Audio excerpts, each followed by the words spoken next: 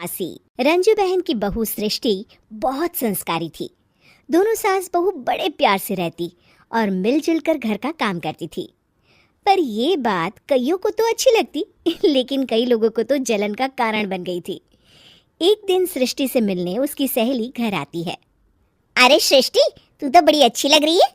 यहाँ तो घर का सारा काम करते करते हालत ही खराब हो जाती है। अपने ऊपर ध्यान देने का वक्त ही नहीं मिलता। तू तो बड़ी किस्मत वाली है। सृष्टि इस बात से हमेशा खुश रहती थी कि उसे एक अच्छा ससुराल मिला है। लेकिन एक दिन रंजू बहन की दूर की मौसी उसके साथ रहने आती है। अरे तू क्यों सारा दिन घर का काम करती है? बहू को बोला कर घर का काम किया करे। अरे है तो वो भी बेटी की तरह ही ना, और मिलजुल कर काम जल्दी हो जाता है। तू तो बड़ी सीधी है। देख कैसे मटक मटक के सारे घर में घूमती है तेरी बहू।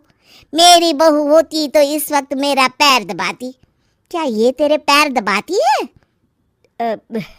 पैर तो कभी नहीं दबाए इसने मेरे। ये सुनकर रंजना मौसी समझ जाती है कि उसने अपना काम कर दिया। अब जल्दी सास बहू में जंग होगी। मौसी मुस्कुराती हुई वहां से निकल जाती है। एक दिन रंजना मौसी सृष्टि से कहती है, तुम्हारे कान के झुमके तो बड़े सुंदर लग रहे हैं। जरूर तुम्हारी सास ने दिए होंगे। नहीं मौसी, मेरी माँ ने दिए हैं। अच्छा, फिर तेरी सास मुझे क्यों कह रही थी कि ये झुमके उसने तुम्हें दिए हैं? उसे झूठ नहीं बोलना चाहिए था। वैसे तुम्हारी सास ये भी कह रही थी कि तुम्हें खाना बनाना नहीं आता, तभी उस बेचारी को सारा दिन तुम्हारे साथ काम करने के लिए किचन में लगना पड़ता है। ऐसी तो कोई बात नहीं है, मुझे खाना बनाना नहीं आता। अरे मैंने तो खुद उन्हें खाना बनाना सिखाया है मौसी। रंजना मौसी वहाँ से चली जाती हैं। किचन में सृष्टि खाना बना रही होती है कि तभी उसकी सास वहाँ आ जाती है और वो कहती है, आज मेरे पैर में बहुत दर्द है, खाना तू ही बना ले। और वैसे भी मैंने सुना है कि मुझे खाना बनाना तो तूने सिखाया है। हाँ माँ जी, सुना तो आपने सही है। वैसे मैंने भी बहुत कुछ सुना है, लेकिन क्या बोलूं।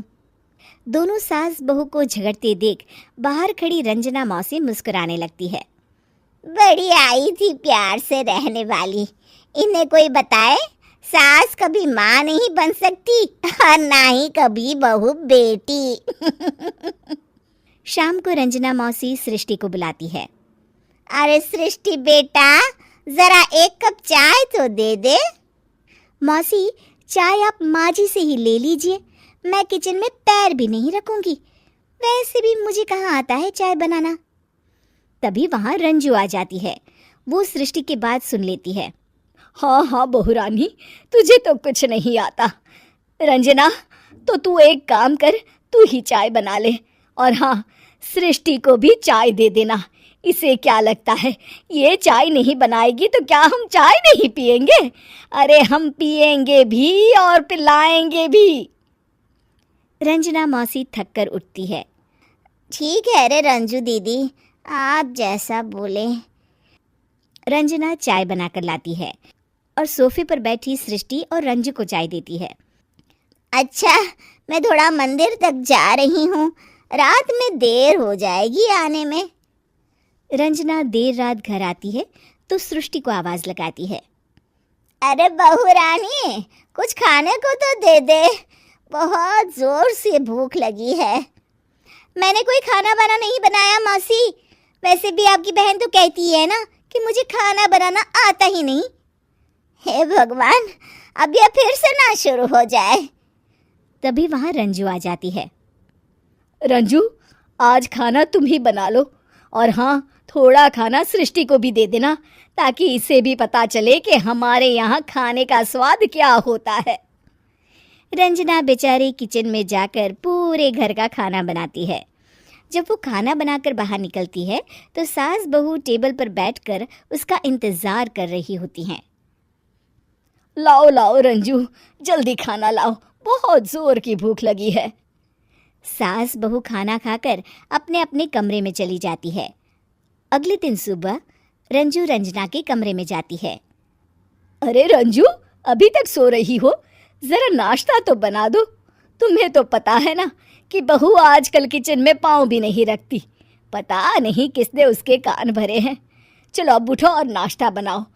और हाँ, सृष्टि को भी दे देना खाने के लिए। अरे उसे भी तो पता चले कि हमारे घर का नाश्ता कैसा होता है।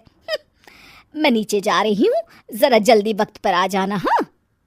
रंजना नीचे उतरती है और उसके हाथ में सूटकेस होता है। अरे रंजू, कहाँ जा रही हो?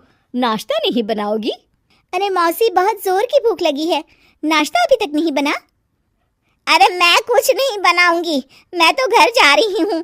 तुम सास बहू के चक्कर में मेरी तो कमर ही टूट गई। अरे अरे मौसी, कहाँ जा रही हो? तुम चली जाओगी तो हम सास बहू को खाना कौन खिलाएगा? रंजना मौसी भागते हुए कहती है, अरे मेरे बस की नहीं है, मुझे माफ करो, मैंने तो गलती कर दी तुम दोनों के बीच में झगड़ा लगाकर। रंजना मौसी के जाने के बाद रंजू सृष्टि से कहती है, बढ़िया आई थी हमारे बीच लड़ाई लगवाने वाली। अरे कौन कहता है कि सास माँ और बहू बेटी नहीं बन सकती? सही कह रही है माँ, अगर ऐसे भड़काने वाले लोगों से दूर रहा जाए तो हर सास माँ और हर बहू बेटी बन सकती है।